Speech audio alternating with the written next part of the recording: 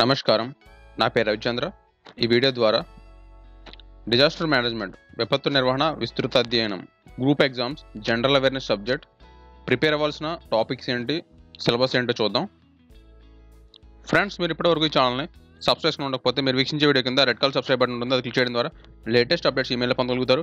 YouTube నుంచి video చూడాలనుకుంటే youtube.com/learncan type చేసి వీక్షించండి. విపత్తు నిర్వహణలో విస్తృత అధ్యయనం అవసరం. ఏపీపీఎస్సీ నిర్వహిస్తున్న అన్ని పోటీ పరీక్షల జనరల్ స్టడీస్లో విపత్తు నిర్వహణ డిజాస్టర్ మేనేజ్మెంట్ కూడా ఒక సబ్జెక్టుగా ఉంది. గత కొన్ని పరీక్షా పత్రాలను పరిశీలిస్తే దీని నుంచి సరాసరి 10-15 ప్రశ్నలు వస్తున్నాయి. మిగతా సబ్జెక్టుల మాదిరిగా ఇది కూడా ప్రాధాన్యమైనదే. దీనికి ఏ విధంగా తయారవ్వాలో పరిశీలిద్దాం. ప్రిపరేషన్ సాగించే క్రమంలో ముందుగా సిలబస్ను క్షుణ్ణంగా పరిశీలించి అర్థం చేసుకోవాలి. ఏపీపీఎస్సీ ఇచ్చిన సిలబస్ ఈ క్రింది విధంగా ఉంది. విపత్తు నిర్వహణ భావన, భారతదేశం ఆంధ్రప్రదేశ్ విపత్తు గురయ్యే అవకాశం. రెండవది, భూకంపాలు, తుఫానులు, సునామీలు, కరువులు, వరదలు, వీటికి కారణాలు, కలిగే ప్రభావాలు.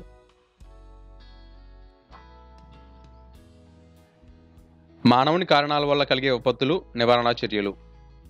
విపత్తు దుష్ప్రభావాలను తగ్గించడానికి అనుసరించాల్సిన వ్యూహాలు, చర్యలు. సిలబస్లో 4 విభాగాలు ఉన్నాయి. తిరిగి వీటిలో ఉపవిభాగాలు ఉన్నాయి. మొదటి విభాగంలో విపత్తు నిర్వహణ అంటే ఏమిటి, ఆంధ్రప్రదేశ్, భారతదేశంలో సునామీ, భూకంపం, వరదలు, కొండచర్యలు విరిగిపడడం వంటివి తరచుగా ఏ ప్రాంతాల్లో కలుగుతుంటాయి వంటివి చదవాలి.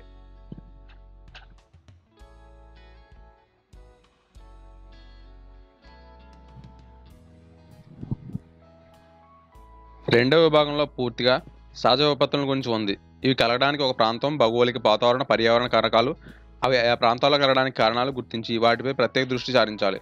ప్రకృతి విపత్తులు కలగడం వల్ల అక్కడి ప్రజలపై, ప్రాంతంపై కలిగే ప్రభావాలు, నష్టాలు మొదలైనవి చదవాలి.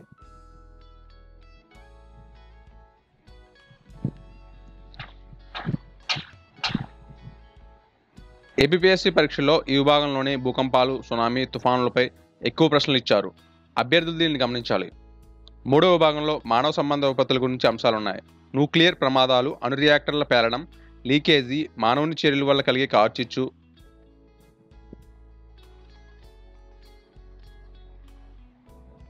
రైలు, విమాన ప్రమాదాలు, భవనాలు కూలడం, గని సంబంధ ప్రమాదాలు వంటివి ఈ కోవకు చెందినవే.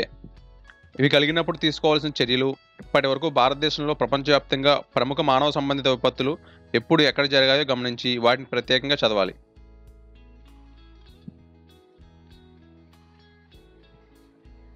నాలుగవ విభాగంలో మానవ సంబంధ విపత్తులు సంభవించడానికి ముందుగానే ఎలాంటి చర్యలు తీసుకోవాలి, విపత్తు తర్వాత ఎలాంటి చర్యలు చేపట్టాలి వంటివి చదవాలి.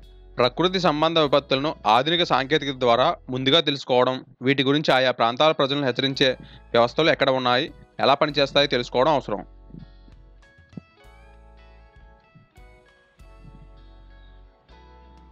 ముఖ్యంగా భారతదేశం సహజ విపత్తులైన సునామీ, వరదలు, తుఫాన్లు వంటి వాటిని గుర్తించి హెచ్చరించే వ్యవస్థలను ఏర్పాటు చేసింది.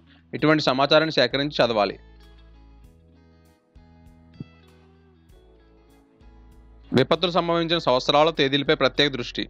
గత కొన్ని ఏపీపీఎస్సీ పరీక్షల్లో విపత్తులు సంభవించిన సంవత్సరాలు, తేదీలు, చనిపోయిన వారి సంఖ్య, జరిగిన నష్టం వంటి వాటిపై ప్రశ్నలు అడిగారు. కాబట్టి ప్రపంచవ్యాప్తంగా సంభవించిన ప్రముఖ సహజ విపత్తుల్లో ఈ రకమైన సమాచారంపై ప్రత్యేక దృష్టి పెట్టాలి. ఉదాహరణకు ఒక ప్రశ్న చూద్దాం. 11 మార్చి 2012 నాటికి ఏ దేశపు భూకంపం, సునామీ వల్ల వేలాది మంది చనిపోయారు? జపాన్. పదే ఒకే విధమైన ప్రశ్నలు వస్తున్నాయి. అన్ని జనరల్ స్టడీస్ పేపర్లో విపత్తు నిర్వహణపై కొన్ని ప్రశ్నలు పునరావృతం అవుతున్నాయి. ప్రతి పేపర్లో అడిగే 10-15 ప్రశ్నల్లో కనీసం 5 ప్రశ్నలు దాదాపు పాతవే. కాబట్టి గత పరీక్షల్లో వచ్చిన ప్రశ్నలు తప్పనిసరిగా చదవాలి. కొన్నిసార్లు ఒకే ప్రశ్న 4-5 సార్లు వివిధ పరీక్షల్లో అడిగారు. ఉదాహరణకు క్రింది ఉదాహరణ పరిశీలిద్దాం. విపత్తు నిర్వహణలో అంతర్భాగాలు: పునర్నివాసం, పునర్నిర్మాణం, నివారణ, పైవన్నీ. ఆన్సర్ పైవన్నీ. భారతదేశంలో విపత్తు నిర్వహణ సిలబస్ అంశాలతో పాటు చదవలసిన మరొక టాపిక్ భారతదేశంలో విపత్తు నిర్వహణ. దీనిలో అంశాలైన నేషనల్ డిజాస్టర్ మేనేజ్మెంట్ అథారిటీ, దీని విధులు, చేపడుతున్న చర్యలు, దీని అధ్యక్షులు, ఏర్పడిన సంవత్సరం, విపత్తు నిర్వహణ కాంగ్రెస్, వరదలు, భూకంపాలపై విడుదల చేసిన పటాలు.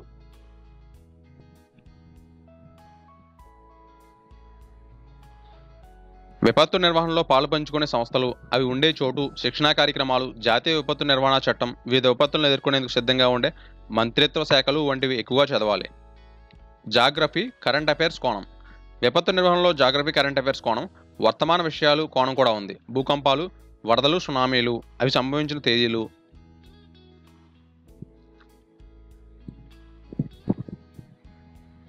వీటి ప్రభావం గురించి పూర్తిగా అర్థం చేసుకోవడానికి జాగ్రఫీ విషయ పరిజ్ఞానం కొంతవరకు అవసరం. అలాగే ఈ విపత్తుల వల్ల ఏ తీర ప్రాంతాల్లో నష్టం జరుగుతున్నది, ఏ ఏ రాష్ట్రాలు, కేంద్రపాలిత ప్రాంతాలు వీటి ప్రభావానికి గురవుతున్నాయి వంటి వాటి కోసం ఆంధ్రప్రదేశ్తో పాటు భారతదేశ నైసర్గిక స్వరూప అవగాహన అవసరం. నదులు, వాటి జన్మస్థలాలు, అవి ప్రవహించే రాష్ట్రాలు, వీటి వరదల వల్ల ఏ ప్రాంతాలు ముంపుకు గురవుతున్నాయో తెలుసుకోవడానికి కూడా ఆంధ్రప్రదేశ్ భారతదేశ పటాలు పరిశీలిస్తూ చదివితే ఉపయోగం.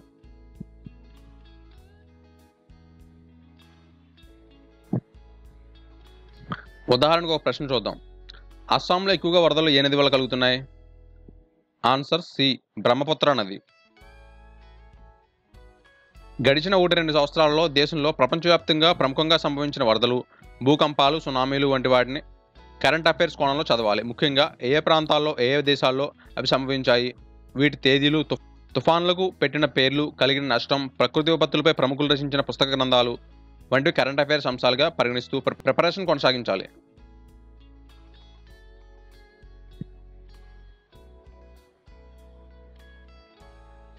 ఉదాహరణ: ఇటీవల ప్రచురితమైన national hazards and disaster management పుస్తక రచయిత ఎవరు? ఆన్సర్ సి, సతీష్ చక్రవర్తి.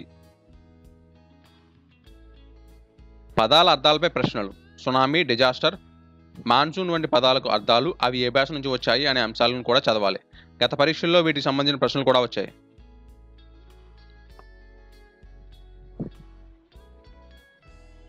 ఇవే కాకుండా సునామీ, భూకంపం, వరదలకు సంబంధించిన సమాచారం అన్ని కోణాల్లో సేకరించి ప్రిపరేషన్ కొనసాగించాలి.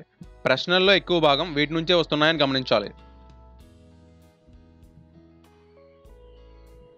విపత్తు నిర్వహణ సంసిద్ధతలో అపోహలు, వాస్తవాలు. విపత్తు నిర్వహణను చదవకుండా తేలిగ్గా మార్కులు వస్తాయనేది అపోహ. విపత్తు నిర్వహణలో కాన్సెప్ట్ ఆధారిత విషయాన్ని అర్థం చేసుకోవడం వంటి వాటి గురించి ప్రశ్నలు అడుగుతున్నారు కాబట్టి అభ్యర్థుల అంశాలను చదివితే మాత్రమే జవాబులు గుర్తించగలరు. జనరల్ స్టడీస్లో దీన్ని వదిలేయవచ్చు అనేది అపోహ. జనరల్ స్టడీస్లో అన్ని సబ్జెక్టుల మాదిరిగానే ఇది కూడా నిర్ణయాత్మకమైన అంశం. పోటీ పరీక్షల్లో ప్రతి మార్కు ముఖ్యమైనది కాబట్టి అభ్యర్థులు ఏ అంశాన్ని వదలకుండా చదవాలి. విపత్తు నిర్వహణ పూర్తిగా జాగ్రఫీకి సంబంధించినది అపోహ. విపత్తు నిర్వహణ పూర్తిగా జాగ్రఫీకి సంబంధించిన అంశం కాదు. విపత్తు నిర్వహణలో కొన్ని అంశాలను అర్థం చేసుకోవడానికి సునామీ, తుఫాను, వరదలు సంబంధిత ప్రశ్నలు సులభంగా సమాధానం గుర్తించడానికి జాగ్రఫీ పరిజ్ఞానం అవసరం. విపత్తు నిర్వహణ జనరల్ స్టడీకి సంబంధించినది.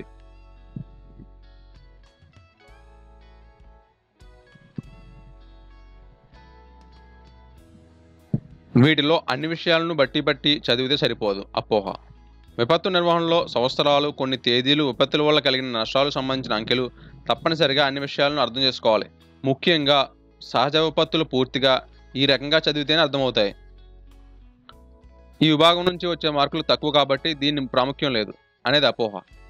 ఏపీపీఎస్సీ నిర్వహించే ప్రతి పోటీ పరీక్షలోనూ జనరల్ స్టడీస్లో ఈ విభాగం నుంచి సరాసరి 10-15 ప్రశ్నలు వస్తున్నాయి కాబట్టి ఇతర సబ్జెక్టులు మళ్ళీ ఇది కూడా ప్రాముఖ్యం ఉన్న సబ్జెక్టే.